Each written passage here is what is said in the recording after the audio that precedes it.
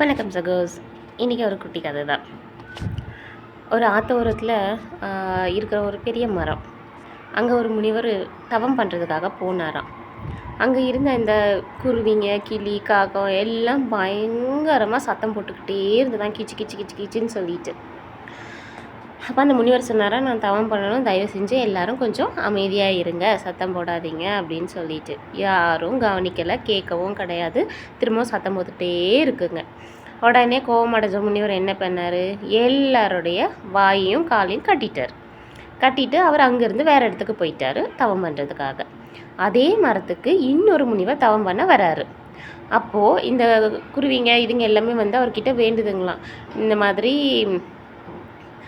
என்னை கட்டி போட்டுட்டாங்க, எங்களால் எதுவும் பண்ண முடியல, தயவு செஞ்சு நீங்களாவது எங்களை அவுத்து விடுங்க, அந்த முனிவர் இப்படி நாங்கள் சத்தம் போட்டுகிட்டே இருக்கோன்னு சொல்லி இப்படி பண்ணிட்டாரு அப்படின்னு சொல்லிட்டு. இப்போ இந்த முனிவரும் ட்ரை பண்ணுறாரு. அது அவங்களுடைய கால்கட்டை அவுக்கவே முடியலை. ரொம்ப ட்ரை பண்ணிவிட்டு இல்லை என்னால் முடியலை அப்படின்னு சொல்லிட்டு அவரும் போயிடுறாரு.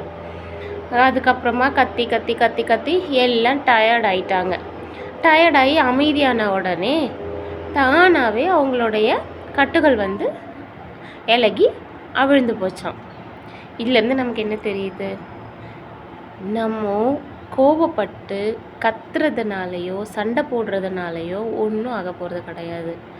கொஞ்ச நேரம் அந்த கோபம் குறையிற வரைக்கும் அமைதியாக இருங்க, எல்லா ப்ராப்ளமும் தானாக சால்வ் ஆகும். அப்படி இல்லைனாலும் அந்த ப்ராப்ளமை சால்வ் பண்ணுறதுக்கான ஐடியாவாவது கிடைக்கும். Thanks for watching. Bye bye.